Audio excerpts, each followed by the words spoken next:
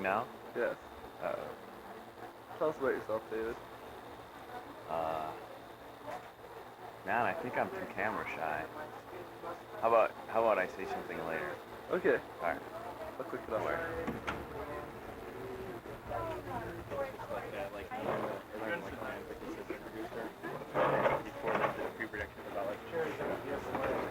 What's that? Like two times. That's great. Do you get like a kickback or? Oh yeah, there's tons of stuff. There's actually a book you can buy. Yeah, in the background. Yeah. I've seen a little bit. Where are you from? Here's the last name, right here. Michael is getting married this Monday, then he's moving to New York City. Are you Tuesday? Are you leaving? I'm leaving Tuesday. Yeah, so he's been a wonderful supporter here at the Wormhole at Philosophy Night for months. And he's going to be sorely missed, especially by me, because Michael, although he's an atheist and I'm a born-again Christian, many a time he's bailed me out and come to my rescue and stood up for me. So I really appreciated him being here. So I'm especially glad he's here tonight, and he will be missed. So let's give him a round of applause. Great guy.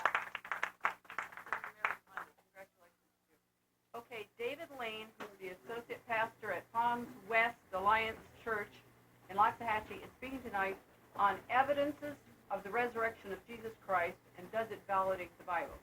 David's a graduate of Tacoma Falls College and with a major in apologetics and theology, was it? Or philosophy? Close enough. Anyway, that's it. David.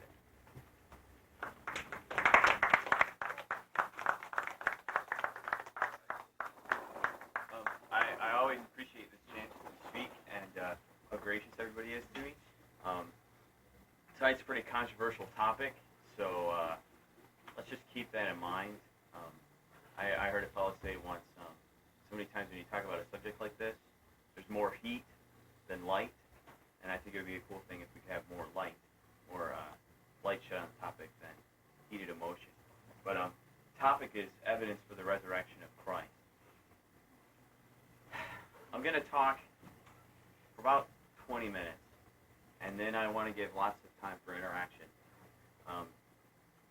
The topic specifically is evidence for the resurrection of Jesus Christ, and does it validate the Bible? That are pretty much uncontested, except by the radical fringes. Some things that are uncontested, regardless of religious prerogative, sit around the historical facts. Lots of times when we think about issues like miracles, resurrection, immediately the thought is this needs to be proved scientifically.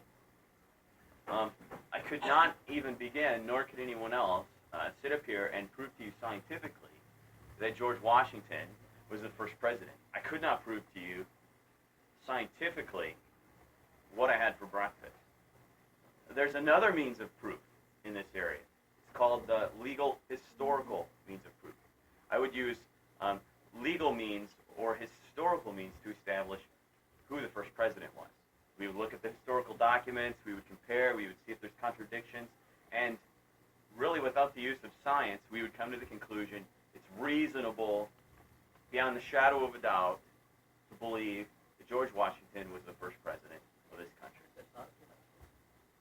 Okay, we'll have plenty of time for interaction, Ron. Just give me a little while. Okay. This is the method of investigation we have to use to discover the validity of the resurrection. In order for something to be established scientifically, it has to be repeatable. It has to be observable. Laboratory setting apropos. Okay. I'm not going to repeat for you a resurrection. I don't think I have any volunteers to repeat that. It's not something that we can go back in time and observe. So we have to use the legal/historical means of investigating. So let's get to some of the historical facts that are pretty much uncontested. What is uncontested is that 2,000 years ago, something pretty radical happened. Something happened 2,000 years ago that transformed the known world's society. Something happened 2,000 years ago that radically impacted the known world. Something. This is uncontested. Okay? A few other things that are uncontested. It's pretty much uncontested that there was the historical figure Jesus of Nazareth. Some of the radical fringe scholars claim the individual never existed. Perhaps one of the most popular in this type of a setting would be Bertrand Russell. Bertrand Russell, who is a great atheist, argued, listen, this fellow Jesus never existed. Okay? We just know that the whole thing is a farce. That goes beyond legitimate scholarship, regardless of your religious prerogative. Pretty much, it's historically established, Jesus of Nazareth existed.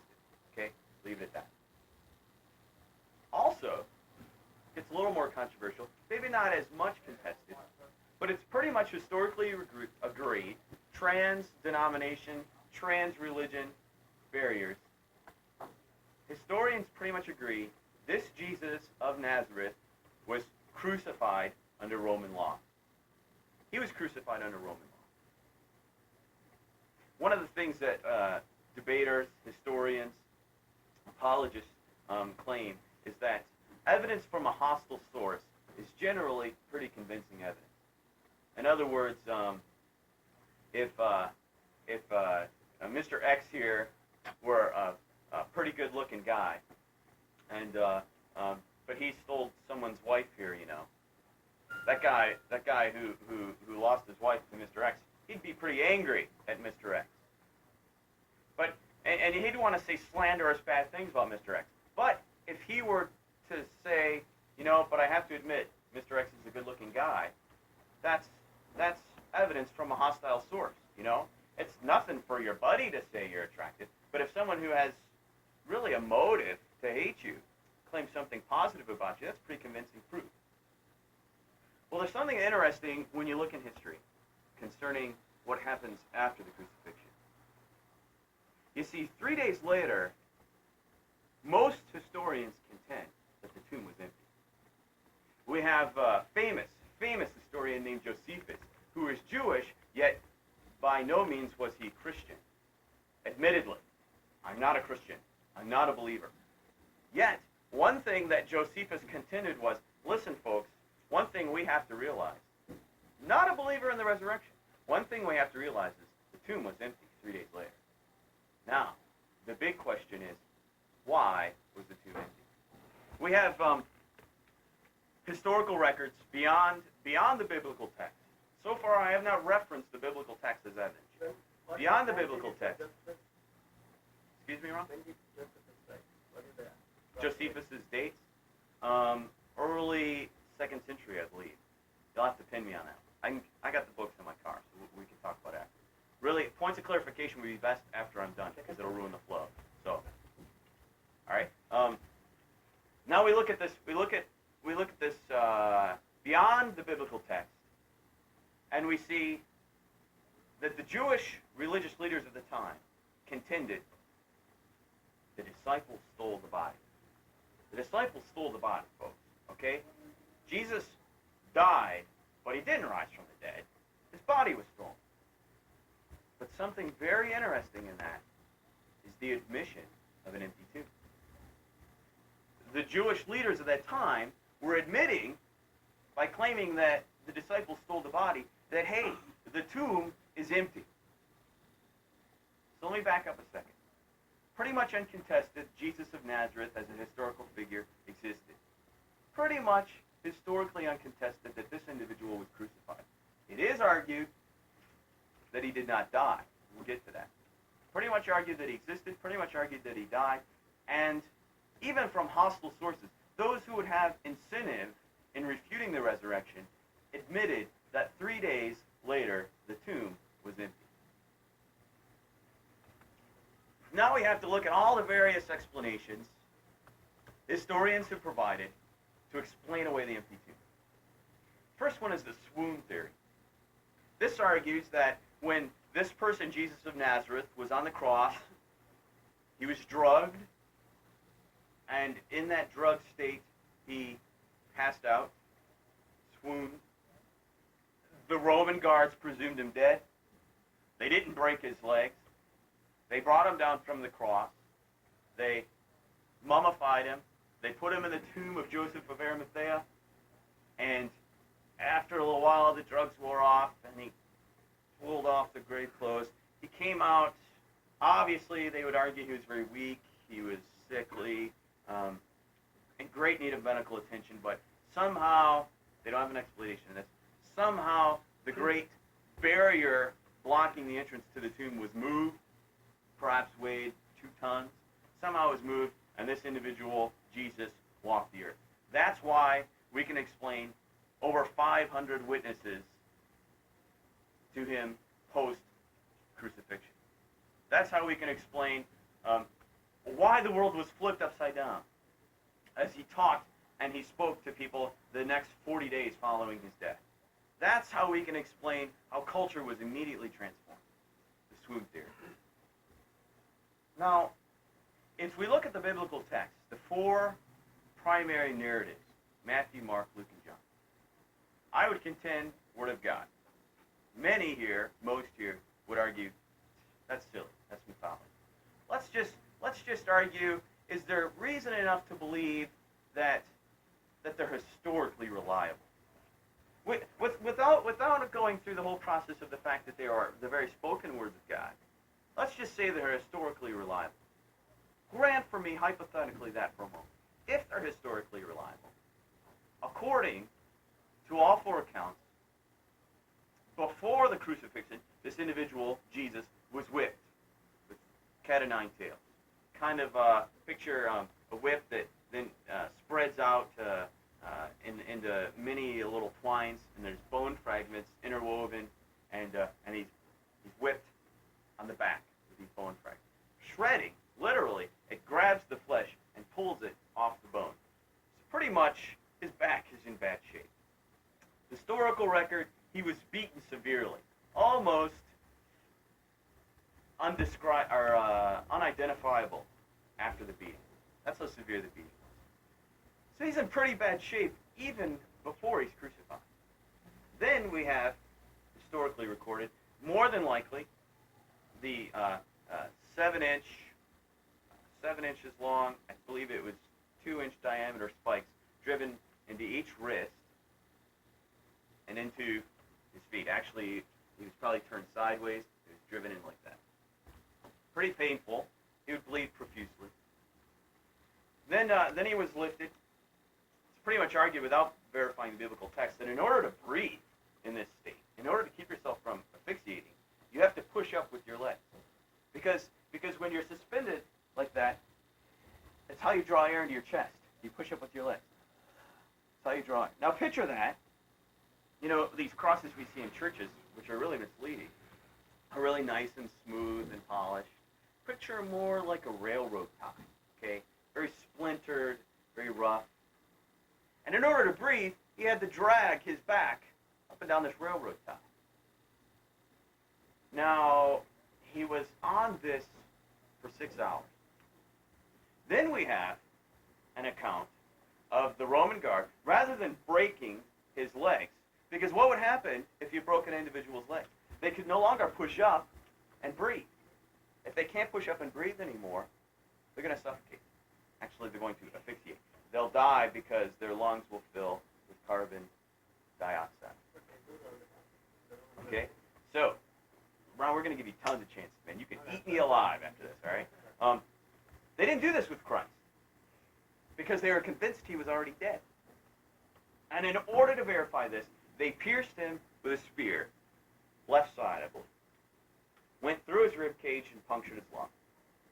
Argued, or it's contended historically, that both blood and water flowed out, the fluids in the lungs. The Roman soldiers were convinced the man was dead. In 1986, the American Medical Journal investigated this historical record of the crucifixion. And from a contemporary medical point of view, they said, if this is what happened to the man, we will stake our license on the fact that the man died. He was dead. 1986, American Medical Journal. I don't remember the volume, but I have it in my car. He was dead. How does this square with the swoon theory? Not very well. Not very well. And even if we could argue that he was just swooned, that he just passed out, staying in a tomb for 3 days without any medical attention, with no way to get out of the tomb, and wrapped in what traditionally is about 100 pounds of incense and myrrh and wrapping. Pretty hard to believe. I would contend it takes a high measure of faith to believe in this swoon theory. But that's not your only option. It gets a little more absurd. We have the twin brother theory. That we have one man who looked a lot like Jesus on the cross, but his twin brother, but the actual Jesus of Nazareth roamed the earth. This is a grasping at straws. It's a desperation. No historical evidence to verify this. That's not all. We have the wrong tomb theory.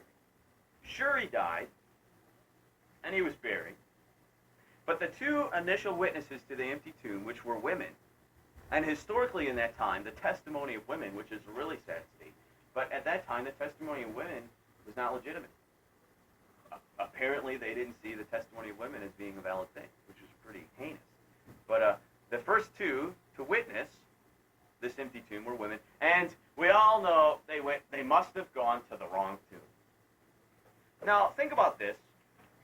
The Roman government, the religious establishment of the time, led by the Pharisees and Sadducees, had an incentive to stifle this opinion, this radical, silly myth that Jesus rose from the dead.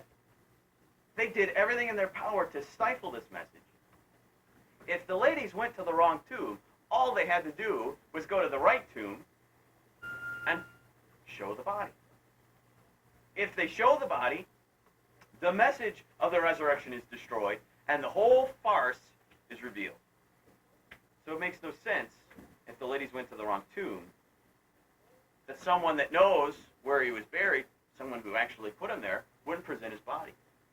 Along those same lines, it's argued that the religious leaders of the time that sought his crucifixion stole the body. Now, this makes no sense. They asked Pilate to station 2 Roman guards to keep that very thing from happening. Now, if they did steal the body, they would have every reason to present that body afterwards. When these 12 crazy men are going around Jerusalem saying, he rose from the dead, he rose from the dead, all they had to do is say, a little grotesque, but hey, here's his body, he's still dead. Now somebody locked those freaks up. They didn't do that. Next argument. Joseph of Arimathea stole the body. Now the historical record tells us that Joseph of Arimathea approached Pilate and said, listen, I want the remains of Jesus of Nazareth. He's a very rich man. He had his own tomb. Prophecy prophesied Jesus would be buried in a borrowed tomb. Why would Joseph of Arimathea steal the body? He was a disciple of Christ. Maybe he wanted to hide the fact that Jesus wouldn't rise from the dead. We'll get back to that theory. Last theory, Jesus' disciples in general, his 12 followers, 11 at that point, stole the body. This is without looking at the biblical account. We see from history that all of the 12 disciples but 2 were martyred for the belief in the resurrection. 1, Judas Iscariot, killed himself. And 2, the Apostle John, often referred to in the biblical text as the one whom Jesus loved, died of old age on the Isle of Patmos. What about the others? History tells us that Peter died upside down on a cross. Why? Do you believe that Jesus rose from the dead? Yes. Okay, stick him on the cross. He said, no. I cannot be crucified the way my Lord was crucified. I'm not worthy. Stick me upside down. Died upside down. We got this fella, James. James, did Jesus rise from the dead? Yes. They sawed the man in half. All he had to do was recant. All he had to do was say, no, it was a farce. We stole the body. This whole thing has all been a lie. He did it. He was sawed in half. We have the Apostle Matthew. Did Jesus rise from the dead? Yes. Off with his head by a sword. All he had to do was recant in the resurrection.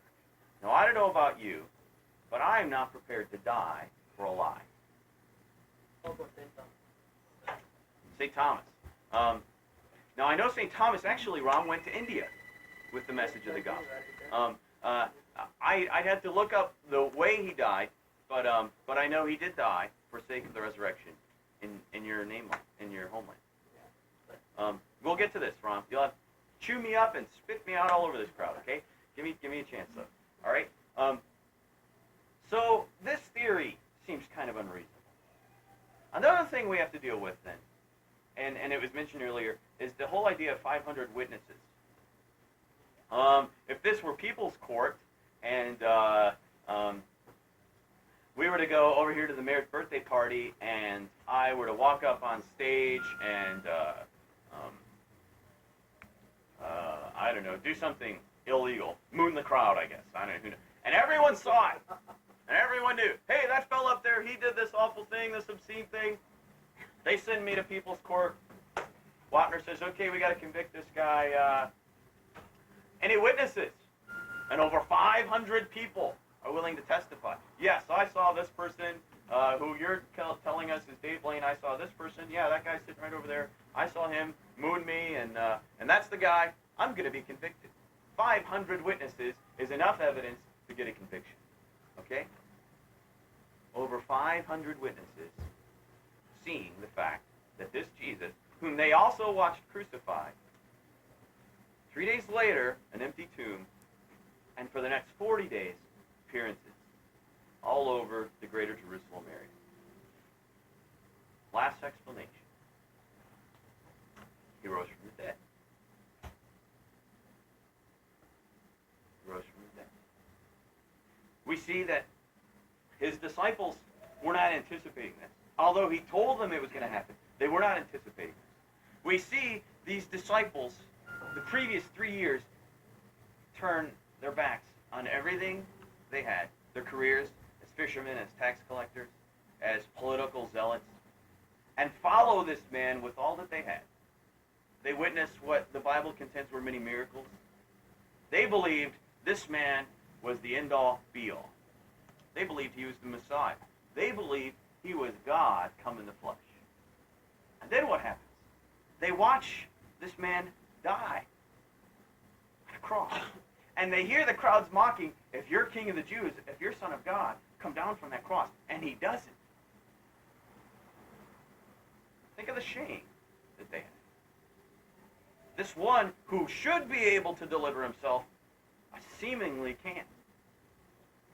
And even before that, we have one of the most popular disciples, Peter, who, when was associated with this person of Jesus under captivity, rejected him.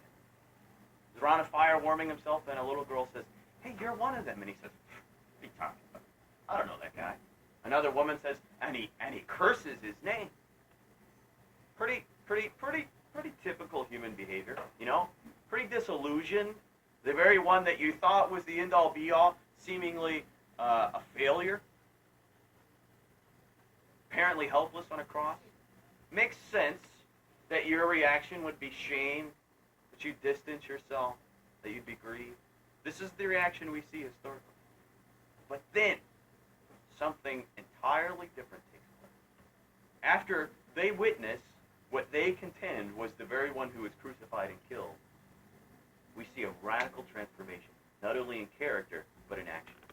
This St. Peter, who was willing to deny he even knew Jesus in front of a little girl, now, when put before authorities that have capital punishment powers, he doesn't back down. He speaks, and thousands believe this message. He speaks with such conviction. And this message is carried to the known world and transforms the known world. My argument, folks, something happened 2,000 years ago. The best explanation for what happened, the best explanation for the empty tomb, is that this person, Jesus of Nazareth, rose from the dead. Historically, legally, and yes, even spiritually. Does this validate the Bible? Well, I referenced the 4 accounts, and I didn't reference them as the inerrant Word of God. I referenced them by saying, give me the benefit of the doubt that they're reliable historical records. We have Sir William Ramsay, who was a brilliant historian and archaeologist, who said of the Gospel of Luke, what a farce. What a farce. Without even reading it. What a farce. Reads the Gospel of Luke, does a little background work, and sees how amazingly it matched up with every known archaeological discovery relevant, and every known historical fact in his mind pertaining to the events of that time. Sir William Ramsay contending after reading the book of Luke. Luke is a historian of first rate. Historian of first rate. Now, he didn't say, Gospel of Luke is the Word of God, like I would say. And I have good reason for that. We'll get to that. But he did say, darn good historian, this Dr. Luke fellow. Then we say, well, okay, let's say we know that all these events take place, and then some long, great time after that, the disciples wrote a record of it. What is the dating for Luke? The date for Luke. Well, that's controversial. It's definitely within the 1st century. Just correct that. You tell me, what is it? First century? Yeah, oh yeah, it's in the 1st century. The latest of the 4 Gospels is John, which was written in 95 A.D., after the fall of Jerusalem, 70 A.D. fall. What's that? Luke and Matthew together. Now, I would say it's argued that Matthew was written in the 60s as the first Gospel. Now, others argue that there was a Gospel besides Matthew, Mark, Luke, and John that they call Q. Now, Q, there's no evidence for its existence. But Q is used as the explanation for the similarities among the 4 Gospels.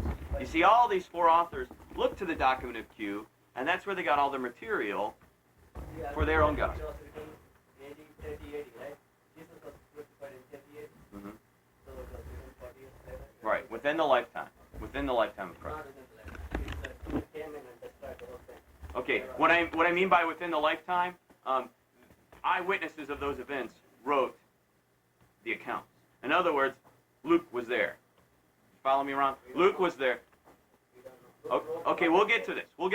Let me just say what I would contend. Luke wrote 50 years later. Matthew was the first one. Let me just argue. Let me just finish my argument. What we are arguing is, what I'm arguing is, give me a chance, Ram, and then I'm going to open it up for questions. Wide open, okay? Give me a chance. These 4 authors wrote, they were eyewitnesses, and they wrote what they were eyewitnesses of. That's my contention. That's what I mean by single generation. They saw it happen, and then they wrote it. Now, when we consider the historical reliability of the New Testament, we have about 5,600 and some documents, manuscripts of the New Testament that are authorized, verified as copies. We don't have any of the originals. We have about 10 copies of Julius Caesar's works. 10. The time frame between Grace, I think you had some of these facts nailed down pretty clearly. So we'll look to her later because they're slipping my mind, and I had to bring the paper with me. But if we look at the evidence for determining whether or not the works of Homer's Iliad, the works of Aristotle, the works of Socrates, the writings of Julius Caesar, which pretty much scholars agree what we're reading is what was written. What we're reading is what was written. And we look at the amount of manuscripts they have to verify this. The number. What's that? There's no works by Socrates. Yeah, the works about Socrates, written by his disciple, Socrates' disciple Plato. Right? Yeah, Plato. Yeah. The Apologia of Socrates, his defense. Okay, you're right. There's no works of Socrates. Works about Socrates. If we look at these and the evidence for verifying whether or not what we're reading is what was originally written, the amount of evidence for that pales in comparison to the amount of evidence for the New Testament manuscripts. Bottom line, okay. Now, if it's historically reliable at best, and it's historically verifiable that it's reasonable to believe that this Jesus rose from the dead. And we have a reliable historical record of what he said. And in his own words, he promises that the Word of God will come. There's his verification that it's the Word of God. Not only that, but we have words recorded of Jesus saying and verifying the entire Old Testament. He said in the Gospel of Matthew that not a single jot or tittle will change. Hebrew letters. Not a single jot or tittle. Verified the inerrancy of the entire Old Testament canon. If the fellow rose from the dead, I'm going to pretty much believe what he says about other things and about himself. He claimed to be the Son of God. He claimed to be God incarnate. And he claimed to come to solve the problem of sin. And he claimed that ultimately that problem was solved in his death and in his resurrection. Okay, open it wide up for questions. So you claim divine intervention. Oh, yeah. Yeah, Is that sure. Yeah, divine intervention. The reality of the miraculous. no extraterrestrials or anything? No. Although, in order to refute whether or not the resurrection happened, those have been some radical theories that are really on the fringe and aren't worth mentioning. That aliens stole the body, that Elvis was there, that kind of garbage. Yeah, Richard Nixon. You forgot to go back to Joseph of Arimathea theory. Joseph of Arimathea. Oh yeah. What was Joseph of Arimathea's motive for stealing the body? Yes. Well, he borrowed the. I mean, he didn't borrow. Jesus was put in the borrowed tomb of Joseph of Arimathea, but the body was never produced. Okay, so Joseph of Arimathea, as a believer, would then have been living for a lie as well, which psychologically. Then you have the old idea, how did he get the body out when there's 2 Roman guards stationed? The penalty, historically in Rome, for falling asleep is death. Okay? You're not going to buy out these Roman guards, all right? Because they die if the tomb ends up empty. Now, historically, I don't know if they were killed. I can't say I know that they were killed because Jesus.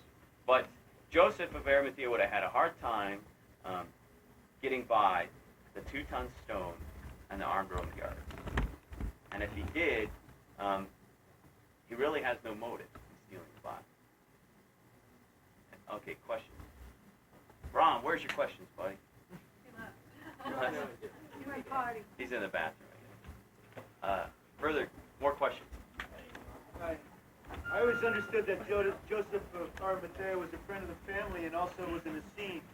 And as such, since it was his crypt, there was a possibility that he made special allowances to have access to other places. And that they did, in fact, use aloe and myrrh to help heal and bring Jesus back. Okay, so kind of the backdoor theory, Yeah. right? That, hey, it was the man's tomb. He may have been plotting this all along. He could have dug a back door that Roman guards would not have known about, and Jesus could have gotten out the back door. Still doesn't explain the fact that he died on the cross and that he appeared to over 500 witnesses. Seemed to die on the cross, right? And if what the historical record tells us happened to him on the cross is accurate, which I'll have to admit is open to debate here, but if it's accurate, the man died. If it's inaccurate, he swooned, which would then be kind of a mix of the swoon theory and the Joseph of Arimathea stealing the body theory. Yes, he was a friend of the family. So then it all boils down to as if you have faith or not. I would say yes. No. But here's the distinction. That if you could perfect your being to that state that he did within your lifetime, that you can test that out and actually die and resurrect. Pardon me? There's more. Well, let me get back to this issue of faith, because I can't say that I know beyond the shadow of doubt, based on evidence, that Jesus rose from the dead. But there's a theologian named Soren Kierkegaard, and he argued that faith is blind. It's blind faith. You just have absolute blind faith. You don't give any consideration to evidence. You don't give any consideration to history. You don't give any consideration to truth. You just believe, and that makes it so. That's not biblical faith. That's not the faith biblically that is represented. If that's the case, then there's no more reason for me to believe in Jesus as the answer to the sin problem, which many would argue there is no sin problem. We can get into that. There's no more reason to believe in Jesus as the answer to the sin problem as there is to believe in a tomato as being the sin problem. Okay? It's blind faith. What Christianity arguably is reasonable faith. In other words, there's enough evidence present to make the step of faith reasonable. Because ultimately, you have to rely on faith, which I believe is a gift from God, which really gets beyond philosophy and academia and into the spiritual realm. Comfortable dialogue, but it's philosophy night. But ultimately, I would contend that there's enough evidence to make the step of faith in the resurrection reasonable. There's not enough evidence, in my opinion, to believe that a tomato will deliver you from this world and give you a state beyond the grave. There's not enough evidence for that. But I believe there is enough evidence to make it reasonable to believe in the resurrection.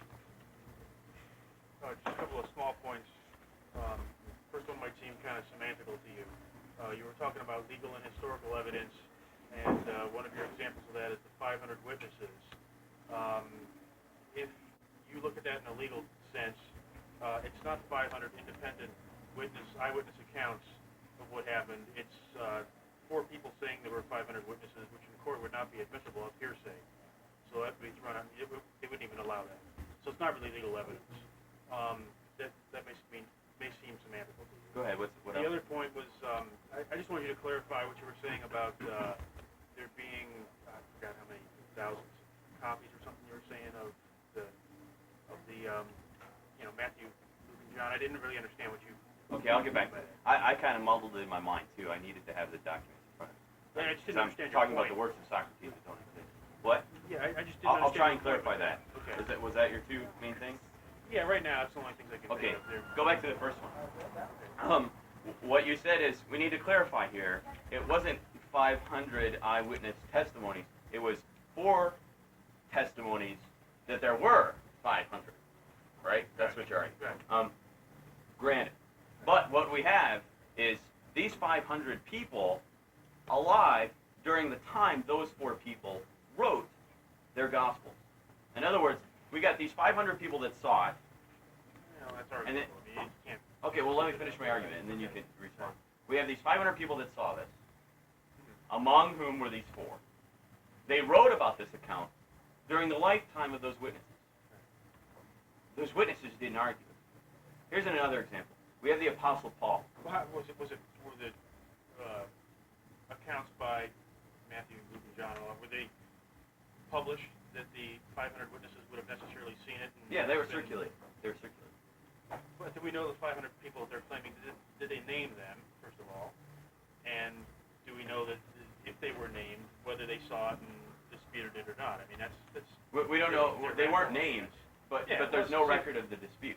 Let me give you an But example. who's going to dispute it if you're not named? I mean, if you just say, in West Palm Beach, 500 people observed this happen, you didn't say who saw it, I'm not going to say, well, I didn't see it, because you didn't say that I was specifically one of the 500 people, so there's no reason for me to say that I wasn't.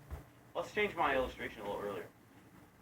Rather than me mooning people at the, I don't know where I got that. Rather than me mooning people at the mayor's birthday party, let's say the rumor spread that the mayor mooned people. Okay?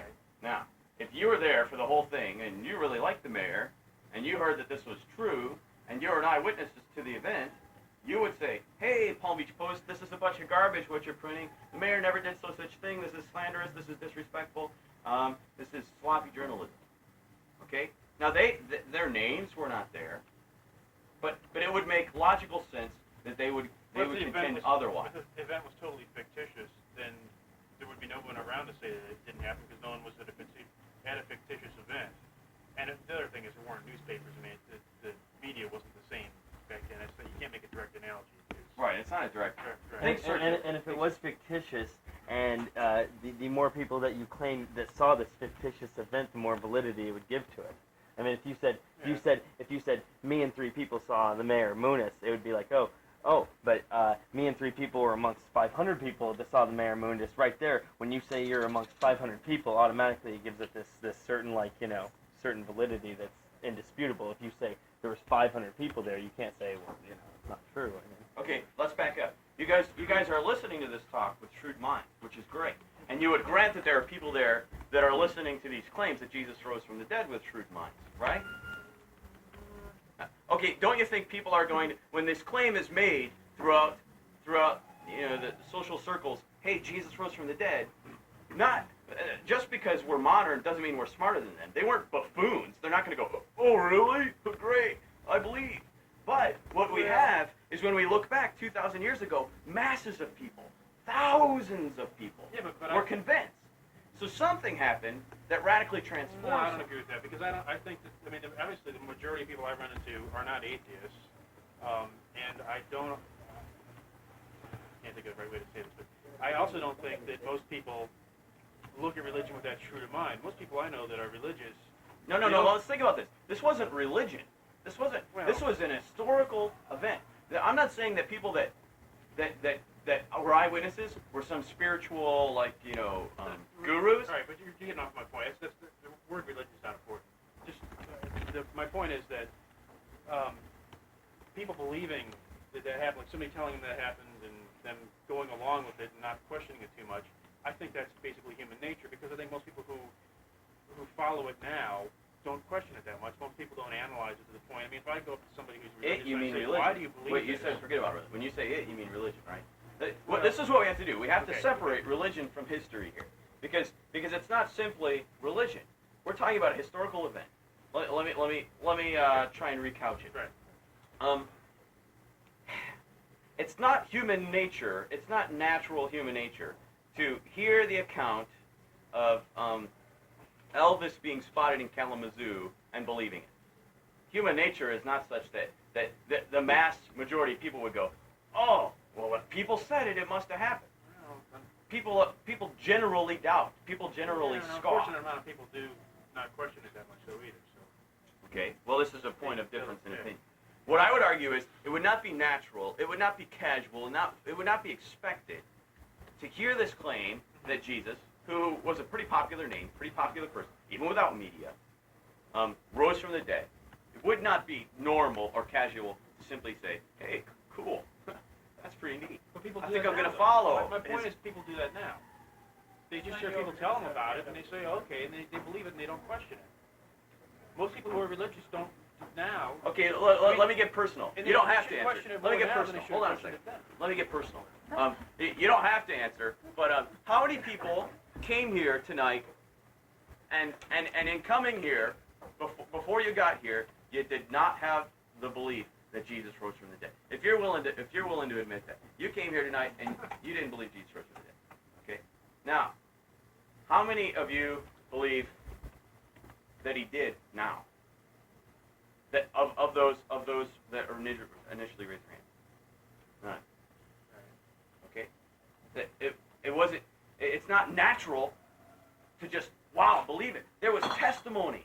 There was radical transformation. There was thousands of people who were hearing these witnesses. Word was spreading, and they were going, whoa, something happened. It's pretty radical. What's going on here? now, if you claim that you saw it, though, I bet you could probably convince me, though, if you said you were there. I mean, Who were these 500 witnesses that you're talking about? You mean names? No, as a crowd, who were they? They're probably predominantly Jewish, because On what occasions did they witness? okay, there was 40 days following the time that he rose from the dead and the time that he reportedly ascended into heaven. There were at least 12 different appearances within those 40 days. If you want the references in the Gospels, which you don't agree with, right, Charles? If you want those references, I can give them to you, but it was all scattered, all throughout. This lady's been beat. Well, getting back to Joseph of Arimathea was practicing Jew, and as a practicing Jew, he would not participate in a lie of stealing a body for whatever. And those people that were the the reason why they wanted to kill him is because they believed that he was being sacrilegious and claiming to be God. What he did was very different from the other men that claimed to be the Messiah. He fulfilled all the prophecies, and they couldn't find anything wrong with him. So he was an observant Jew, and all the people there were observant. They were practicing, so they had integrity. So you would say that it would be contrary to the character profile of Joseph of Arimathea. Of a practicing, yes. You'll have to forgive me. My mind was geared for abortion, euthanasia, and the sanctity of human life. We can get in that topic. Well, that would be nice in a little while. But if I'm going to paraphrase you and correct me if I'm wrong, but you say that the resurrection of Christ validates both the Old and the New Testament verbatim, word for word. That's it. It's more convincing that as far as the words of Christ, that what was accepted at that time as the Jewish canon, Jesus verified verbatim. Okay. He So didn't verify the New Testament the verbatim. story of Noah and the ark, you would buy that lock, stock, and barrel. That is precisely how it happened. It rained for 40 days and 40 nights, right? Sure. Well, I'm not prepared for this because my notes for this are not with me. Sure. But that story was put together from 7 different stories. Okay. And predominantly coming from the peoples who resided in the Tigris and the Euphrates Valley. Okay. The Tigris and the Euphrates are very unpredictable rivers. They flood very irregularly. It's unlike the Nile, which floods on a regular basis. You can sort of say, okay, it's gonna, the waters are gonna start rising Saw the today. Egyptian civilization. Grew, exactly. Floods have killed more people in human history than wars, pestilence, famine, anything. More people have died from floods than anything. Now, what would be more natural than for these people to come up with a story of destruction of their lives, everything, than a story of a flood? They pulled this together from 7 different stories.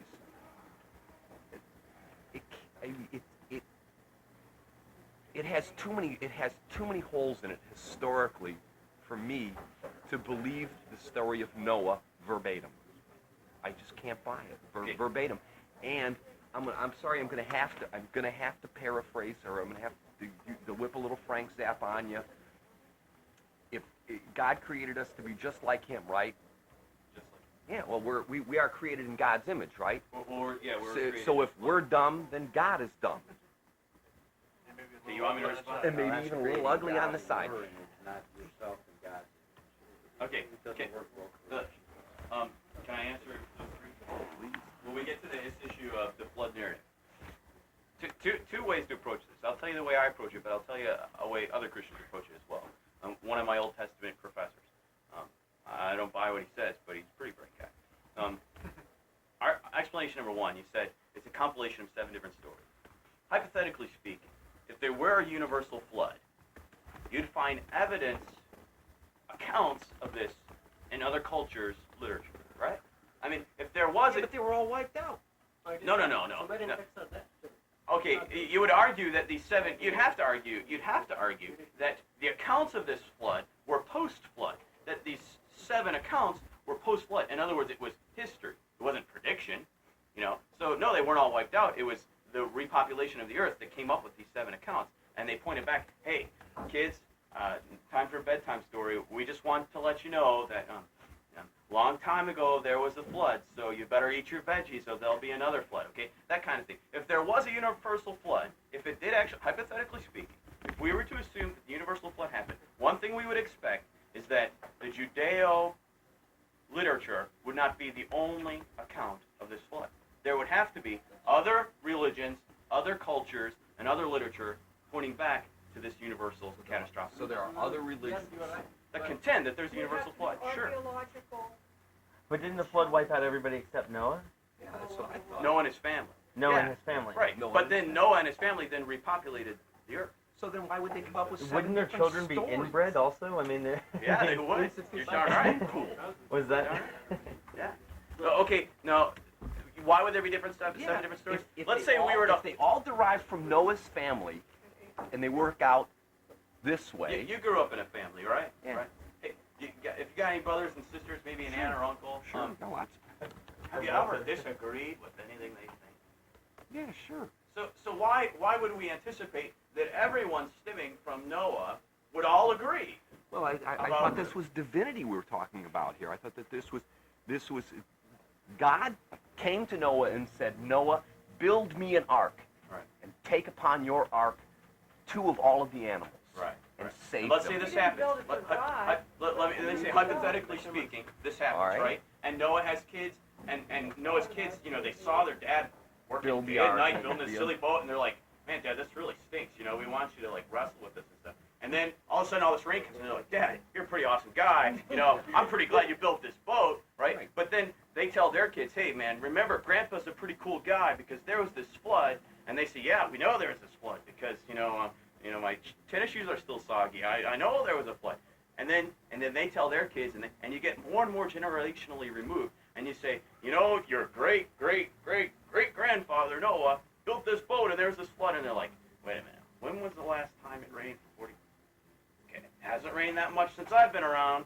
When was the last time I've seen all the animals get together in a boat? It hasn't happened since I've been around. Okay, maybe Grandpa and Grandpa were tipping the bottle a little too much because this is pretty hard for me to believe. They go their own way. They establish another culture. They populate the earth. So why they come would up they with bring the another- flood story with them? Well, not every. You said 7. Yeah, lots of cultures didn't believe the flood, but lots did. It wasn't specific to the Judeo No, you haven't tradition. Okay. Well, Not no. What- Okay, that's what- part what- 1. what That's year- part what- 2. What Part year 2. did the flood supposedly occur? Well, I don't have a dating system. for that. 10,000 to Okay. 13,000. No, That's an archaeological. according to the Bible, though, the Earth is only 7,000 years old. No, If you believe something, you should That's not go to Jurassic no, Park. that's according to one Yeah, bishop. dinosaurs cannot exist. I've read that in several different accounts. You haven't read it in the Bible. See, what this fella named Usher did was he read the accounts, he read the genealogy. He missed a lot of things because traditionally when the Jewish chronologies are given, it's okay to skip generations because it's okay to say my great grandfather was my father because paternally speaking he was my father, and they leave out the greats. So they skip unimportant generations. So there's not, Yeah, it's but not I a mean, there's all reliable these in means of- generation, but supposedly Methuselah, is that his name? The guy, how old did he live to be? 900. Yeah, I mean, there's a big chunk, and they do skip over generations. But he was born here and he died here. Okay, let me just draw a distinction. But throughout the generations that they skip, there are definitely so you have 1,000 years that's right there. So I'm saying there's always going to be significant people that are born and died, and they give the dates. I mean, Usher contended that from the biblical text he established the earth was 4,000 years old. Whether he was right or wrong, we'd have to agree that the biblical text does not state that the earth is 4,000 years old. Okay?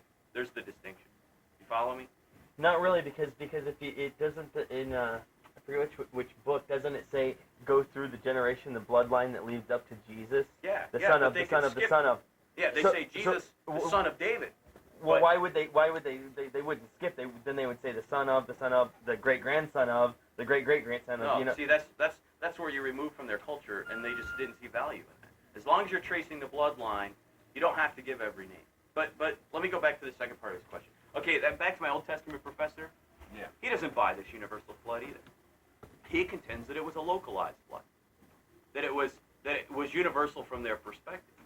Now, I don't think that's good biblical interpretation, but he would argue it's good archaeological scholarship. He would say what we have is a localized flood, and from the appearance of Noah and those cultures, it was universal. It served the purposes that it was intended to serve, but it didn't cover the entire globe. He's not convinced by my arguments either, okay? But he still believes in the biblical narrative. And he's saying from an anthropomorphic, from a human perspective, it would have been universal, but we could pretty much say through archaeology and scholarship, it was localized. I don't buy that, but he buys the inerrancy of the Old So Testament. what do you buy then? The universal. The Flood. universal. So the entire surface of the earth is covered by water. Covered by water. That's right. Grand Let me get to Canyon. your second point. Let me get to your second question. And then I would definitely want to give Charles a chance, because poor Charles didn't say anything, and then we'll get this going. Okay. Your second point was, if we are created in God's image, and we're dumb, and I will grant that I'm dumb, and that I've screwed up, and then your logical conclusion would be, God must be dumb, because we are created in God's image. That was a joke. Okay, It's just rat. right. Well, Frank said, but Zap. But really, that raises a good point, because lots of people argue that if humanity is so divisive, if humanity is so violent, and God is so good, wait a minute here, how do you cross that gap? That was the whole point of the cross, because God created humanity to reflect His image, and we'll get to why, Ram, if you ask me, because I know you ask that question every time. Okay. If humanity reflects the image of God, but because of rejection, in that God was put in a fallen state, curse, fall, right? You know, the whole Adam and Eve apple thing that I think was literal too. Okay. Then humanity was removed from the original state that was a very good reflection, and that problem was solved at the cross. So because Adam and Eve sinned, I have to pay. That's what you're saying, right? It's called corporate solidarity. Yeah. But then we have to ask this question: Do you believe? I won't even make it personal. No, please. Irregardless of Adam, I know I've sinned. I've screwed up. I've violated my conscience. I've done what I know is wrong. Now, I can't have a conscience of right and wrong unless right and wrong exists. One of the famous responses in this whole issue of does God exist was, if God exists, why hasn't He given their atheists enough evidence to convince us of His existence? The response from the theologian apologist was, you would say, there's morality inherent in your question. You would say that it is wrong that God has not given enough evidence for His existence, yet He holds us accountable for belief in that existence. Follow the line of thinking? Yes, I do. Well, okay, if there is morality, and that is wrong, that is evil, in order to have evil, you must have good, right? You can't have evil without good. And if you have evil and good, there must be a standard to differentiate between evil and good. There must be a moral law. Oh, yeah, I agree with you There's completely. a moral law, there must be a moral lawgiver. Okay? And that But what moral, if we are the giver? what if we are? Then there's no ultimate criteria. Because what this moral law for you might be a different moral law for me. And when they conflict, there's violence, there's war, and there's no way to resolve. Why? Because there's no ultimate right and wrong to look to determine, hey, what is right and wrong? So what you're saying really then is that you need an ultimate authority to look to. That's what you're saying. And I would argue that in order to intellectually justify morality, everyone needs the third party to look to. In order to make right and wrong universal, transcendent, invariant. Otherwise, right and wrong is a relative thing, and hey, let's all have our own right and wrong party, and when my wrong conflicts with your right, we'll see what happens. That's because not necessary. might makes right. Explain why it's not necessary. Okay, we'll get to that. We got to get Charles. Very early in your speech, you mentioned the radical fringe, and you mentioned Bertrand Russell at the same time. No, he's not radical. Well, yeah, he's but at radical. any rate, and then you made that synonymous with scholar. And I think that what you are trying to do is to ridicule any bit of knowledge that does not agree with your own, let's say, investigations. If somebody like me is going to not believe or is going to make up a story that's going to make the Bible story look bad, which I'm not going to do, then also the people that do believe are going to make the Bible story look as good as possible. I'm skipping around here a lot, but the 5 500 witnesses, as a for instance.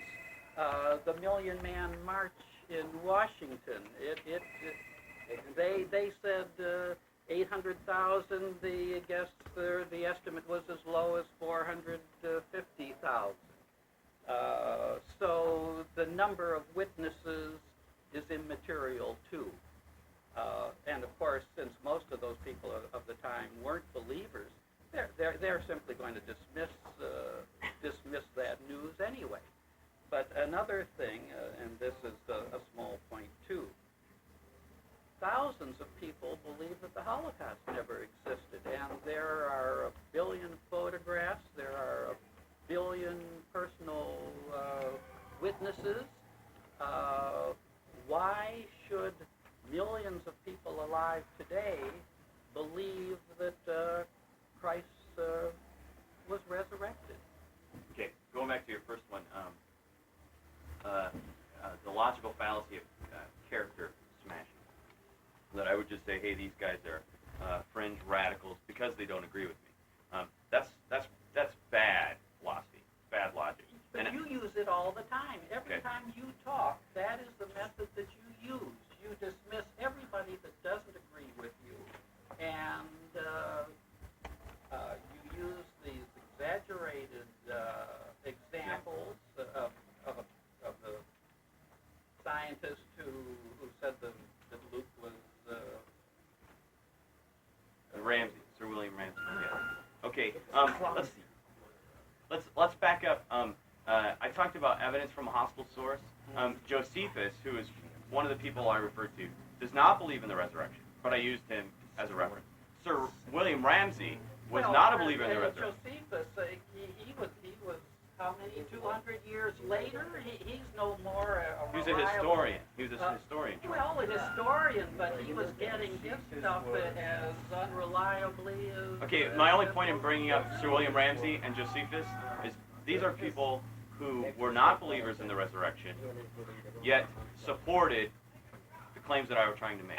Okay, so I'm not only going to quote scholars who agree with me, because I just talked about my professor, my Old Testament professor, who I don't agree with, but he comes from a different perspective, yet reaches similar conclusions, the validity of the Old Testament. So there's lots of people who don't agree with me who support evidence for the resurrection. But there are a lot of current scholars today who are saying that the evidence of the Gospels is so slight that you have to pick your way through it very carefully, and finally, all you can do is accept it on faith. And if you cannot accept your religion on faith, then all these so-called proofs of Gospels and Testaments is just so much vanity, frankly. The best response to conflicting scholarship is to investigate it yourself. You go and you read. Well, we all have to go by someone else's authority. But see, let's say these scholars look at certain pieces of evidence and they make interpretations on that evidence. You look at that evidence and see if those interpretations are fair. Well, that of course is what I am doing in essence. But That's what I would encourage everyone I'm to not going do. to the Dead Sea Scrolls, for instance. But I'm taking as much from, and this is a deception too, I suppose. But I am taking as much from current scholarship as I can accept, and I'm going to say that these scholars are not out to prove that the Bible is a deception and a lie. They're not trying to prove that Jesus never existed, but they are looking at the evidence that does exist, and they're coming up with very little that is reliable, scientific, historical proof. But the Christianity is Why a do you false think that? invention right now. Is a what? Saint false invention is Christianity right now. Well, that's right Let too. me get The to it. Let me- religion of Jesus died with the Jesus. It The was legend of Jesus died. because his message of love, I think, hardly agrees with the later message that was propounded. Oh, you was a great man, like no Oh problem. yes, right.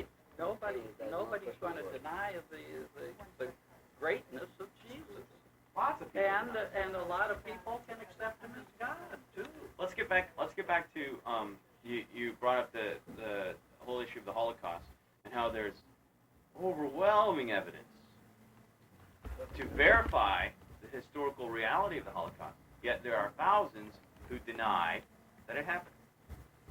That reveals something of human nature. That you believe what you want to believe, Well, regardless that's of right, and that goes for the faith of your faith also. It doesn't make your faith any better than somebody who doesn't want to believe. What we would probably all hopefully agree on is I didn't hear what you said. But is I to didn't want approach things with an open mind, rather than to blindly ignore evidence. You investigate with an open mind. Now, those who reject the historical reality of the Holocaust are not investigating with an open mind. Okay? That's what we all need to do. And I would argue... But you're also saying that the only open mind that you should have is investigating Christianity. And That's what I always hear. I always hear Christians, but seriously. The open mind is to put all of these religions in their historical settings and see which one you can possibly accept the best from. That's what I agree with you. Right. All right. So if I don't accept Christianity, it's not because I refuse to believe the historical truth of the Bible. No, I'm not trying to say Frankly, that. I think it does leave a little bit of doubt, but the final message of Christianity, the sin and the need for redemption, there has to be another message.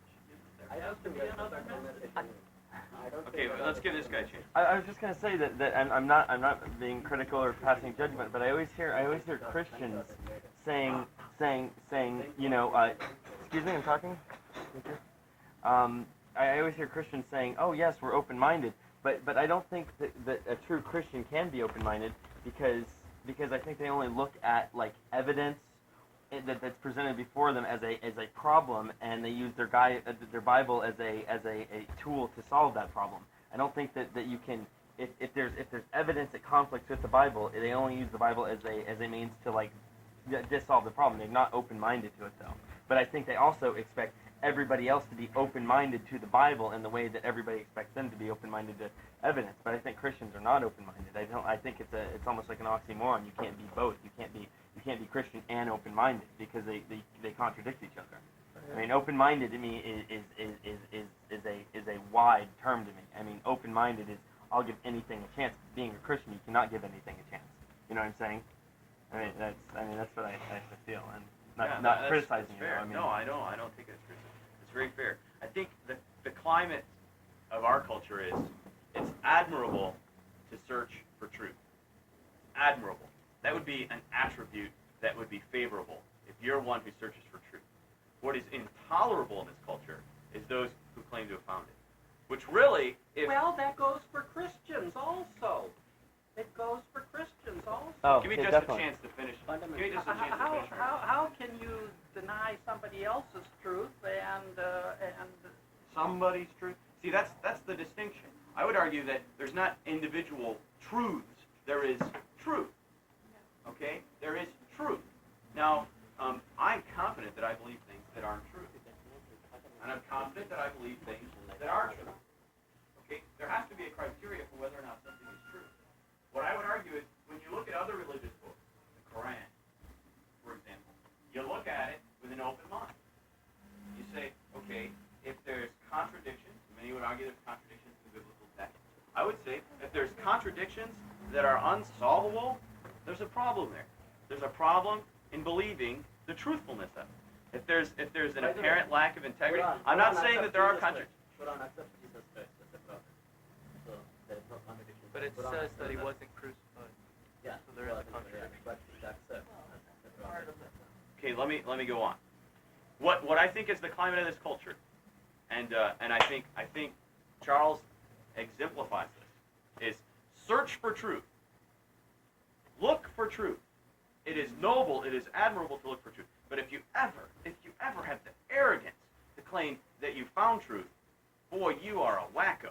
oh, for heaven's Now, What if are born someone again says- Christians? But if okay, God equals truth. God equals truth. Born again Christians have found God. Therefore, Christians, born again Christians have found truth. Truth Okay. is God, and born again Christians have found God. Therefore, born again Christians claim to have found No, the if truth, if truth exists, the universal truth. let me give you a chance to respond to this, and Charles will give you plenty of time. If truth exists, and Christians claim to have found truth, Yeah, found God. God equals truth. Yes? okay, if Christians claim to have found the truth revealed by God, Uh-huh. okay, if truth exists, they are either right or they are wrong. Now, what is the climate of this culture is, why do we have to say there's right and wrong? Why can't we say it doesn't matter? Let's just say they're right for themselves, and if someone else has found Buddha, they're right for themselves, even if the two conflict. Now, if there's truth, it cannot conflict. But with Christians itself. do not promote that because they're going around saying, if you do this, you're going to hell. If you smoke crack, you're going to hell. And if you sleep with somebody, you're going to hell. No. I mean, Christians, I find, are finger pointing, even though they might not directly point a finger at me or this person. But in general, they say, if you do this, you're going to hell. Now, I mean, I would that's argue. pointing- I would argue if they point around and say, if you sleep with someone, you're going to hell. Blah, blah. I would argue that's not biblical They Christianity. speak of you in a general term. If Right, you right. fornicate, you go to hell. If you're not baptized, you go to hell. And that's pointing a finger. It's okay to be But a let's Buddhist, get but back. you're going to hell. Let's get back to this issue of truth. In saying that, if we believe in truth, in saying that, we have to believe that either they are right or they are wrong. Okay? They are either right or they are wrong. We can't say that they are right in saying that, and party B over here that contradicts their claims are also right. Because if that's true, then truth is self-destructive. Each other. They don't have to be contradicting Okay, let's take Islam and Christianity. Let's take Islam and Christianity. Islam in the Quran argues that Jesus was a prophet. Okay? It does. It does argue. In fact, the Quran argues that one of its duties is to protect the Bible. This is a claim of the Quran. What also those who are followers of the Quran claim is that the contemporary Bible is corrupted. So, in one sense, the Quran failed. What also the Quran contends is that the birth of Christ was virgin. This is a contention of the Quran. What the Quran does not contend is that Jesus died on the cross and rose from the dead. The Quran says Jesus did not die on the cross. What the Bible contends is Jesus did die on the cross. If truth exists, the Quran cannot be true, and at the same time, the Bible be true. Either they're both wrong, or one's right, and the other's wrong.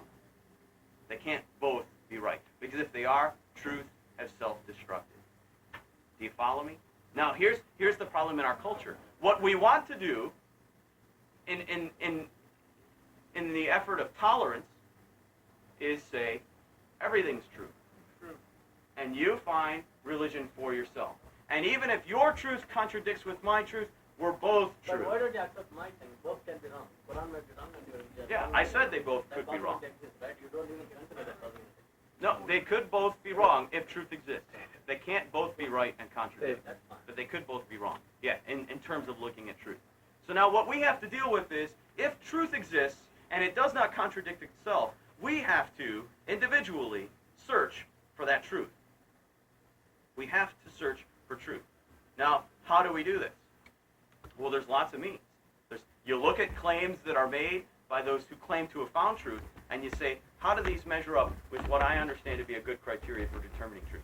Logic, does it fall in accord with history? Is there integrity in what it's purporting? You know, if I claim that I'm George Bush, you're probably going to doubt that that is true. I wouldn't. You wouldn't doubt that that's true. Maybe all the Republicans black and It's a little political accusation. Okay? If I were to purport that I am Bill Clinton, generally speaking, you're not going to buy that as truth. Now, how intolerant of you. If that's what I believe, how can you pass judgment on what I believe? Well, because truth exists. And right and wrong exist.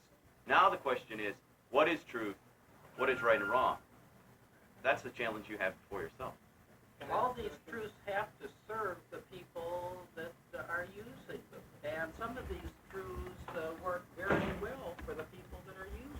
So If practicality you're is the criteria. Well, If it works, it's practicality good. is a very good part of it. Sure, if it doesn't work, then for heaven's sakes, get rid of it, of But course. is that the final criteria? Like, for example, in ancient Greece, they believed that it was true that a god, a pagan god, in other words, there's multiple gods, carried the sun across the sky by way of a chariot. And they were able, practically, to accurately predict day, night, day, night, day, night. Many But of it wasn't true that a Many of god those was people- carrying the sun in a chariot across the sky. Many It worked of those for them, people but it wasn't also true. agreed that the virgins gave birth to people by the gods. That was a very God. common practice. No, that's not Virgin unique. births I mean, through the that's gods. not Why unique to not? Christianity. Okay, my only Jesus point of bringing through that up is practicality, utility. Utilitarianism is not the best litmus for truth. Because I can believe lots of things that work for me, but they aren't true. I can believe that there's a little rabbit in the engine of my Escort, and when I push on the gas, the carrot falls down and dangles in front of him, and he pushes this pedal, and that gets my wheels to go, and I can believe that, and that could still get me to the wormhole, but that doesn't make it true. Let's give this guy a chance. I really like to listen to myself talk too, and I'd just like to say that I think there's a lot of I science. like to listen to myself. Yeah, that's exactly right. There's a lot of scientific evidence for a lot of the phenomena that you describe rather, and for instance, the resurrection. Now, if you look at people like Jesus who have what we call extraordinary control, where they can alter their blood pressure and things like that, these people can go into suspended animation. This happens all the time. It's happened for thousands of years in India and China. People go into caves. They hang out for months. Their metabolic rate slows way down. Now, for a long time, people said this is a fake. Right? Now, scientifically, it's been proven to be true because they have what we call extraordinary control. There's a guy named Jack Schwartz. He's a Sufi.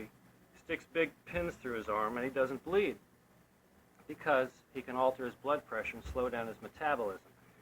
So I'm not saying that that faith should be discounted because of a scientific explanation. I'm saying that people with strong faith can do these things because they know that there's something beyond this body and this reality. There is a higher realm, and they know how to get there, and it's by entering this other state of consciousness, which we don't really know anything about because we're sitting here arguing about all kinds of crap that happened thousands of years ago that it may be impossible to prove, but because I say, truth is a stake to tether a donkey to for 1,000 eons.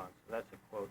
But so at any rate, we could find out maybe how these things happen. We could even do it ourselves, but our religion stops us from doing that because it says, no, Jesus already did it. You don't have to do it.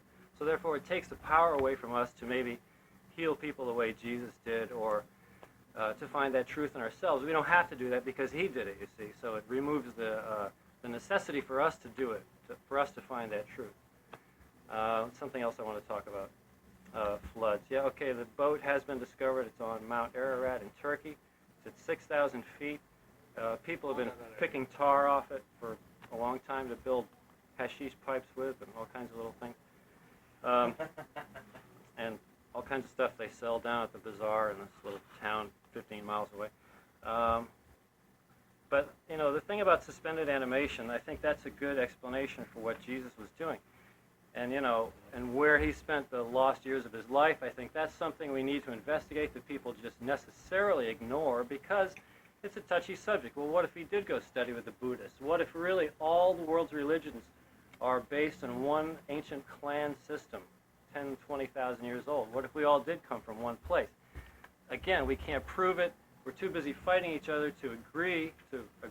We'd rather agree to disagree, to say, I think I have a valid point. Your point's okay, but we both can't be right, so, I'm going to go search for my truth, and da-da-da. Let me see, what else was I wanted to babble about? Oh, okay, you can talk now. He's got his hand up. Yeah.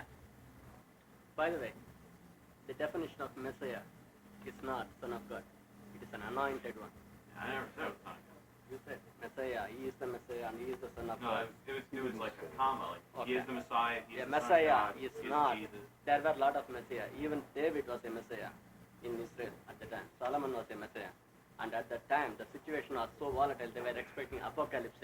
Because there were so many people, because they were under Roman occupation, and Herod was hated, and the whole thing was so in flux, they were expecting a Messiah. And the second one, Jesus fulfilling prophecies, except for that born by, what is that? A virgin birth is not unique.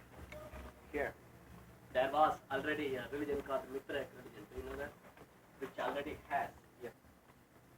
That religion was already there in Israel, in which the same thing. He was born of a virgin, and the person dies, and with a wound on the side, and he comes out after 3 days. He wakes up, and that particular religion was already existent. Pre-first century. It is there. So Jesus would have known, and everybody knows that. And another thing, the Holy Communion, for example, taking the bread. This is my body. It is Mithraic religion. Even as a matter of fact, Tertullian, who was in that Mithra is the deity in that particular religion. He says to the disciples, unless you take the bread, eat my body and drink my blood as communion, you will not come and stay with me. So he tells that. This particular passage was even quoted to Tertullian, who was a church in the 3rd century AD. Can I just say one You know other what thing? he said? He said, the devil has gotten before me conveniently, and they are already given this thing so that when Jesus comes in, everybody will not believe. That was the explanation offered by this thing. Okay, what Can is I cut you off there? I wanted this guy. I just want to say one other thing. I think that a lot of the ancient, what we would call scripture, is really a romantic, poetic language, an ancient language in which people used allegory and they used myth to build culture. Because, you see, I don't think people can really understand the complexities of all the things that were happening. So then they used metaphor. Now, why is it that a lot of Christians cannot accept the fact that metaphor is such a powerful way to sway a whole bunch of people and to get everybody to join together? Because people don't have the depth of understanding that's necessary to grasp all these complex things, like how Jesus healed people. Do you think a million people, do you think you can teach a million people how to heal? No, there's only certain people that have the ability and the tendency to want to do this. So they use this type of allegory to describe things that happen. Like, for instance, eat the bread is my body. Drink my the wine. idea is, I don't care about that, but my idea is that is not unique. It was already there. Okay, before. okay, fine. So- But so you're right. Maybe it was. So I think a lot of these things borrowed. Okay, for instance, they say that Jesus was born on the 25th, but most people now agree he was born on sometime in May. The reason they adopted the 25th was because Saturnalia was a very famous Roman holiday, Winter solstice. and Solid vectors. before that time, in Babylonia, that holiday was always celebrated. Now, you can't get a bunch of people who are pagans to just start celebrating on May 25th. You have to go with the holiday. Just like in Mexico, you see pagan Christians down there. They're mixing their ancient religion with Christianity. Christians couldn't just come in and take over. They had to be accepted, and then they had to accept some of the strange things that those practices had. There's a mixture of religions going on all over the world right now. We can't deny that. Santeria. Let me give this. I'm sorry, I gave you a question. I'd like to just. hear my No. thoughts. I'm just giving you a hard time. Okay. Going back to what you said about. I said I like to hear myself talk too. So qualify. About heightened control. Yeah. So you would argue that is what happened, or that could be what happened. Right. That could be what happened. Yeah. So then you talked about how it's really unfortunate that we all don't just drop our guard and agree so that we can get back to that, right? Or at least investigate the possibilities of how all these things could happen. They dropped. Ron, come on, man, take your turn, buddy. Yeah, but you see, backing off and went back to order. He's combining them in harmony. Okay, can I finish my thought with this? Okay. So you would say that if we would all kind of just stop arguing about there only being one truth, maybe we could tune into this, and it'd be really cool if we could reap the benefits of what Jesus did on earth, right? Well, Is that- maybe it would, stop, all the apocalyptic events. So that would be a good thing. That would be something you would want to happen, right? Well, I think it's either inevitable that we do that, or else the human race, pretty much. Yeah, I think so. You're thinking positive. So you have pretty strong conviction that Just live that, and be that happy, this whole lowering blood pressure and all that is a pretty good thing because it could heal a lot of people and it could really solve a lot of problems. You have conviction that that's a good thing, right? Well, I think that you can, I think that, for instance, like the transcendental meditation, they've proved that lowers blood pressure and actually causes a person to be a little bit younger, okay? But I don't say go off and join TM because, TM is just another political organization and they have their agenda and so really it's like, you take what's useful and you discard the rest. I'm just saying throw out the literal interpretation and go for the meat of it. Don't look. You're looking at what was Jesus about. Find out what he was looking for. Don't look to him. Find out what he was looking for. But you see, that's discounted as heresy because no, he did it for you. You don't have to. See, so it kind of excuses all of us from really having to dig very deep. No, he did it. We don't have to. I think it's a kind of a cop-out, really. Okay, now ultimately what you're saying, as far as I can see, is participating in the game you originally condemned, because you're saying it is wrong or it is not good to excuse yourself from your own search by saying Jesus already did it. It is right to do it yourself, but that's a prerogative. You're making a truth claim about reality, right? Well, an exclusive truth claim, because you're saying search for this ability in yourself to the exclusion of leaving it with Christ. No. So there's kind of that same intolerance, right? No, I'm saying, if we're really tolerant, then we could say, yeah, Christ had these abilities. Yeah, he healed a lot of people. I'm sure of it. So if we don't agree with what you've said, then we're wrong. I think that you're. Because you said the basis for tolerance is if you agree that we need to look for this in ourselves, then you're a tolerant person. So you kind of set the parameters for what's tolerant and intolerant, which would really be a claim on truth. Isn't that true? Which is kind of the game you condemned initially. It sounds like a word game to me. Yeah. Really, I don't follow your lead, but I'm not a logician. I'm a circular thinker. I don't think linear, at least as far as I know. I may be, but no, I think that if you don't look at all the possibilities, then you're shortchanging yourself. Are all possibilities true? Are all possibilities true? No, they're just possibilities. I think truth is always a relative thing. Yeah. Is it true that truth is always a relative thing? Because see, if that's a relative thing, then it's meaningful. See, if you make the truth claim, the truth is a relative thing. My question would then be, is that true? You can't make that claim. If you say truth is like you made the... Okay, we'll say, for instance, the chair you're sitting on, right? Now, we know that chair is a solid object, right? Right. Is that true? Yeah, but we also know the nature of matter is that there's a lot of space here between the molecules that bounce back and forth. Okay, and we also know that molecules are made of what? What, matter? What? Molecules are ultimately matter. They're physical. But Einstein proved that matter is equal to what? Motion. Energy. Right. Equal to energy. But energy is matter. Right. But molecules are made of something that we can't even describe, which we think are just photons, which would say... Which still matter. Which would say, in essence, that the chair is actually an illusion, but you're sitting on it. So... Body's also an illusion. That's right. So basically what we all are, in fact, is we are all moving, living, breathing holograms that are made of light. Simulated. Okay, ultimately that would just be a lack of configuring the facts. Because matter is energy, but energy is matter. The converse is also true. But matter, so matter ultimately doesn't. this chair is matter. But matter Independent of what- doesn't exist. It only has a tendency to exist. It's an illusion. There is no such thing as matter. It's just our illusion of what it's a giant puzzle that we put together that made it fit. You know what I'm saying? It used to be much simpler.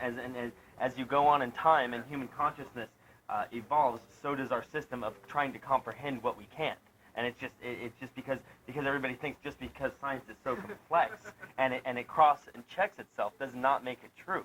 You could have, you know what I'm saying, and as science goes on, it'll keep on getting more and more complex, and it'll keep on having checks and balances. That does not make it true.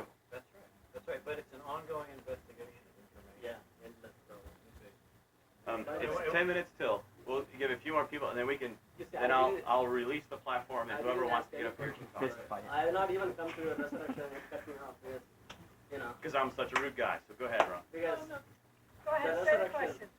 the only evidence is in Gospels, okay? Something happened, I accept. In the resurrection, the only evidence is in Gospels. For example, only the 4 Gospels are there, your historical fact. Nobody has either proved or disproved. I give your validity No, for that. that's not accurate. That's The true. 4 They are- Gospels are the narrative that describes. But your They're 4 narratives. Gospels are They're the 4 written narratives. after But there's 40 years. other. You want me to answer it, or you want to keep Go going? ahead. The 4 Gospels are the sole narratives of the Gospel account in the biblical canon.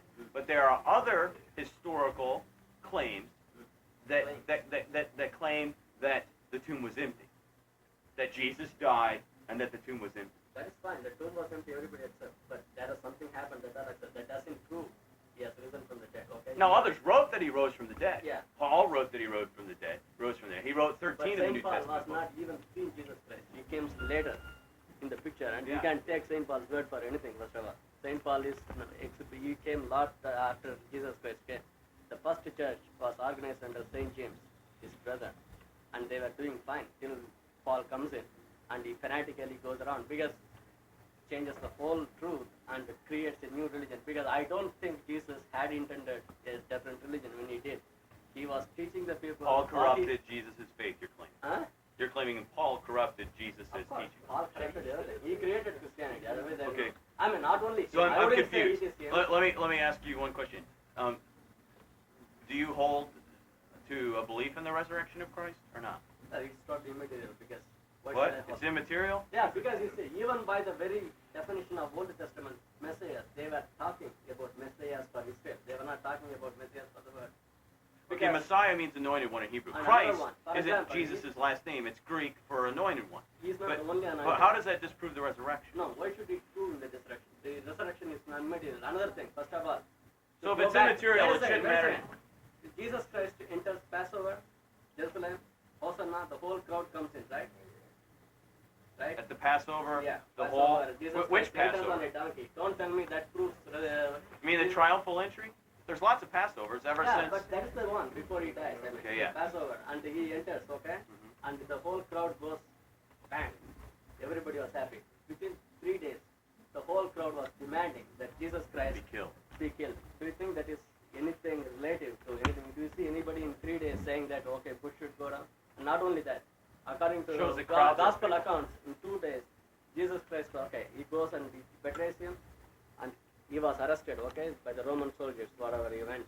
And the Sanhedrin, the Roman have no kind of, they will never interfere because Pontius Pilate had already been 2 times reproached by Emperor Tiberius for previous this thing. That Pontius Pilate was to be careful. He would never do any such kind of thing because it is a Passover. The whole Jerusalem population was like 10 times the 40,000 at the time. So what he did, the Sanhedrin, which is the Jewish Caiaphas, who was in charge for the time at the time, according to this thing, that Sanhedrin is one of the topmost Jewish body, meets 2 times, one on the night and one on the next day. It's like meeting the Supreme Court here. The previous night and 2 days the Passover is missing. Why couldn't they just put him in the jail and hear the whole case again 2 days later? The whole thing doesn't make any sense at all. There is, why would the Sanhedrin meet 2 times and such a crucial body? And the next one is the Romans never give. Of course, the Romans are doing the crucifixion, but never. It is a political crime for which it is given. Jesus, even Pontius Pilate says that he has not done anything, I could say, against this thing. Why would they give? There are so many other punishments the Roman always give. And another thing, Romans don't even need to Give me a chance to answer. Can I Okay, answer go ahead. these? Okay. Are you offended that I cut you off? No. it is Okay, fine. let me answer. First thing you said is, in the triumphal entry, Jesus is marching in the triumphal, and then people are crying, Hosanna, Hosanna in the highest, and they're all happy, right? And then 3 days later, they're saying, crucify him, crucify him. I think that shows the fickleness of the crowd. It's totally, crowds, Not all the crowd can change in 3 days. I would never accept Many crowds But even are then, very there must fickle. be people who must be opposed to that, who might have easily told, because Pontius Pilate was standing there and asking the whole Well, let's get to the Pontius Pilate. Okay. Okay, my explanation of that is the fickleness of the crowd. Okay. All right. Then we have, you said that Pontius Pilate, the Roman governor, The was Roman rebuked president, by the Emperor Tiberius. Yeah. Don't interfere with the affairs of the Jews. Why? Because there's a whole lot of them, and they could cause a whole lot of trouble for us. That is one You're of the right. answers you have You're right. You're right. Now, the Romans could care less about Jesus. They didn't care. The Sanhedrin, which are right, the governing religious body of the Jews, said, we want this guy dead. Why? Because he's speaking blasphemy. Why? Because he's contradicting what we're teaching. This guy isn't teaching what we wanted him to teach. We want him dead. We don't have the authority to kill. We can't kill this guy. True, It's illegal. Sanhedrin has authority. I will tell you, quote you Saint Paul again. Saint Paul, when he was Tarsus, okay, Saul of Tarsus, he goes to Damascus. He was carrying, an authorization from the chief priest of temple in Judea. Even that is totally, I think it is. Persecute. Okay, Not to persecute. kill. He was killing. He has the full authority to do whatever he wants. But that is there. The Jewish body had the right to do it. Okay. Let me finish my train of thought. The Sanhedrin said, we want this guy dead. We'll get in big trouble with the Romans if we kill without I their don't approval. even believe We'll Sanhedrin. bring him before the Roman court, and we'll say, he claimed to be a king. Now, how can he be a king in opposition to Caesar? In fact, he made lots of claims that we would say are treasonous to the Roman Empire. Pontius Pilate, you better kill him. So Pontius Pilate brings him into the praetorium, and he says, okay, Jesus, let's hear it. We have that dialogue, and you're right. Pontius Pilate's conclusion is, I find nothing wrong with this man. But he goes outside, and the people are crying, crucify him, crucify him. And he says, well, it's your tradition, Jews, it's your tradition to release one of the prisoners. We got 3 of them here. Why don't we release this Jesus since he hasn't done anything wrong? What does the crowd say? Crucify him, crucify him. He says, what about Barabbas, this murderer? No, crucify Jesus. Barabbas goes free, right? And Jesus is crucified. Not because the Romans had this hatred for Jesus, but because Pontius Pilate was scared to death of the Jewish revolt if he didn't have this Jew killed. I don't think it's the other way around. I think the Romans were afraid of the Jews has nothing to do with it. Jews would not given a damn because he would have said, I am the king of, because according to the messianic tradition at that time, the Jews were not expecting one Messiah, they were expecting 2. One from David, who will become the king and release the Israelites from oppression from the Roman Empire, and the second one is from Aram, Levite, who will go to become a priestly Messiah. Jesus was claiming he was the messianic tradition from David and this thing. So obviously that makes him an authoritative king, which the Jews can become. So if that is true, if he is claiming this thing, why wouldn't he tell that he is this thing? Because he is authorized. He is the one from David. He's also, you're right, they were expecting both the kingly Messiah, one who would deliver them what they thought would be politically, and they are expecting the priestly Messiah from the Levitical line. Jesus came from the tribe of Judah, not from the tribe of Levi. So he could not have been, then, of the priestly line. But what does the biblical account say? It talks about a fellow named Melchizedek, who was a priest in the order, it says that he was a priest in the order of Melchizedek, which is claiming then that Jesus' lineage traces back to King David, and it traces back to the priest Melchizedek, thus fulfilling the fulfillment of both expectations of a But Messiah. Jesus never accepted the whole thing, except in Luke, whether he asked who was the Messiah. He never. If you go by the Gospels, you cannot conclude whether Jesus is the Messiah or he is not. John chapter 4. Go home and read John chapter 4. We gotta close this now. And the last one, Josephus. You said that, okay? Josephus. Oh, of course, I accept he died 100 years later. He might be lying. For example, he talked about Essene communities. He said in one place that the Essenes never married. They were very strict. That the Essene, the Greek culture, never married. He says But again they did. the same thing. Some Essenes in the community do marry. So you're arguing that Josephus was wrong about some things, he could be wrong about the Or he might be lying, don't I? or lying. All right. Any other comments or questions before we close? Okay. Thanks for the opportunity to let me talk and hear myself talk. And I appreciate your interest. Next week, you can look at the little sheet thing and see what's next week. Thanks. Have a good night. Make sure you patronize or patronize whatever you wish. The wormhole. Okay.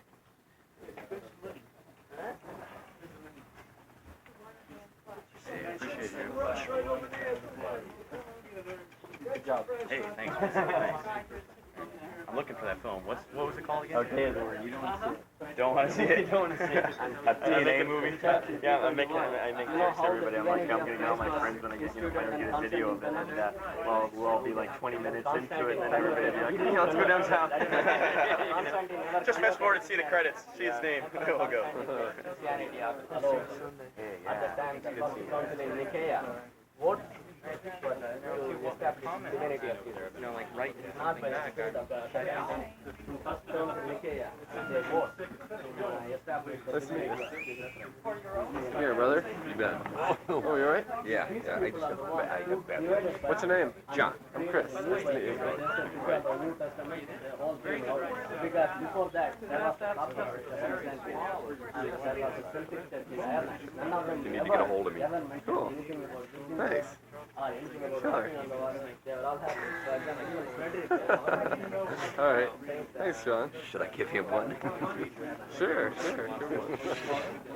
Nice. I work day shift. Do you? Yeah, I work day shift. Some home. Usually I'm home in the afternoon. Where do you work? Solitron. Cool. Solitron Vector. Machinist. Cool. Pays the bills. Cool, definitely. Nice to meet you, John. But your name was Chris. Chris? Yeah. Take care.